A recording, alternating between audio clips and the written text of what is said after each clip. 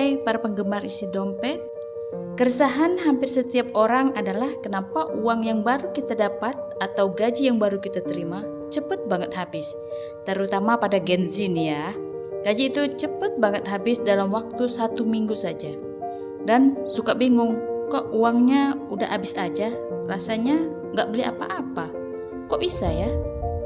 Yuk kita cari tahu dan kita bahas sama-sama di sini apa penyebabnya dan bagaimana cara ngatasinya. Yang pertama, salah satu faktor utama yang bikin duit kita cepat habis adalah konsumsi dan gaya hidup anak zaman now, terutama Gen Z. Menurut hasil riset survei nasional tentang perilaku Gen Z, mayoritas anak muda zaman sekarang mereka rela untuk mengorbankan kebutuhan pokok demi memenuhi kebutuhan sekunder. Contohnya, mereka rela makan di warteg supaya bisa nongkrong di kafe favorit, tapi yang dibeli cuma es teh manis doang. Kalau kamu generasi milenial, kamu kelahiran 90-an ke atas lah ya, kamu mungkin gak akan habis pikir kenapa zaman now suka menghabiskan uang di sini. Terutamanya yang unik dan aneh adalah judi online. Padahal sudah banyak banget yang jadi korbannya.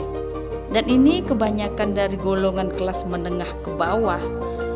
Pada hari-hari di awal dapat sih, tapi semakin lama nggak bakal dapat lagi, malahan boncos alias rugi ataupun tekor. Ini kan pengeluaran yang tidak jelas. Nah, yang kedua adalah banyak banget berlangganan video ataupun subscription service, langganan Netflix, langganan gym, dan lain-lain.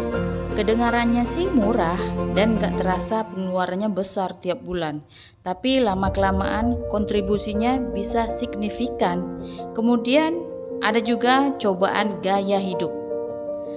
Orang yang mengutamakan gaya dulu, gaya elit, ekonomi sulit mengutamakan penampilan dan gaya hidup meskipun belum mampu.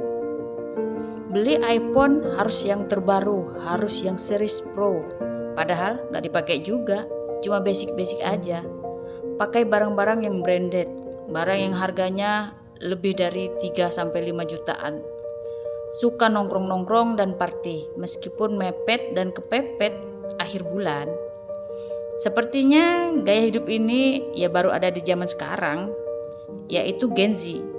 Kalau di zamannya milenial, sepertinya jarang ada pengeluaran seperti ini.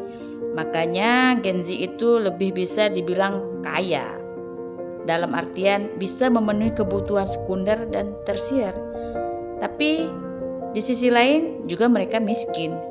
Tidak sedikit yang terjebak dengan kebutuhan yang kita bahas tadi, yang tidak bisa dikontrol. Syukur-syukur teman-teman ketika pinjol atau ngeredit ke lembaga resmi ya. Jangan sampai pinjol ke tempat yang kurang baik. Iya, Gen Z itu kaya, tapi miskin karena tidak bisa memenuhi kebutuhan pokok yang baik dan benar. Yang kedua adalah justifikasi kesehatan mental. Nah, menariknya adalah dari semua yang sudah kita bahas itu seringkali dijustifikasi oleh kesehatan mental. Jadi pengeluaran yang gak penting-penting tadi, mereka beranggapan ya gak apa-apa lah. Gue mau party, gue mau mabok. Ini adalah sarana healing gue dan pelarian dari masa hidup yang berat gitu. Jadi healing dianggap cara paling instan buat memperbaiki kesehatan mental. Padahal nyatanya efeknya gak bertahan lama juga. Dan sebenarnya gak bisa juga kita menyalahkan Gen Z sepenuhnya sih. Karena memang kesadaran pentingnya kesehatan mental semakin meningkat mulai tahun 2018-an lah. Dan sekarang udah banyak pilihan entertainment yang mahal, tapi sudah kayak kewajiban aja gitu. Jadi kita maklumin aja kalau Gen Z mencari healing lewat cara-cara itu. Meskipun itu bikin dompet jebol.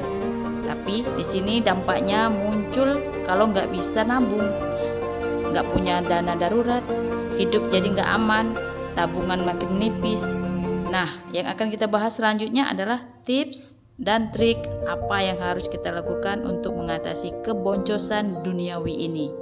Gimana mengatasinya? Yuk, sini dengar baik-baik ya. yang jelas yaitu literasi keuangan.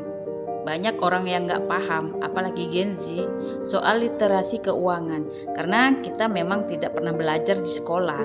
Jadi kita harus paham konsep pengeluaran uang, konsep budget, konsep manajemen keuangan pribadi, supaya kita lebih bijak mengelola uang kita.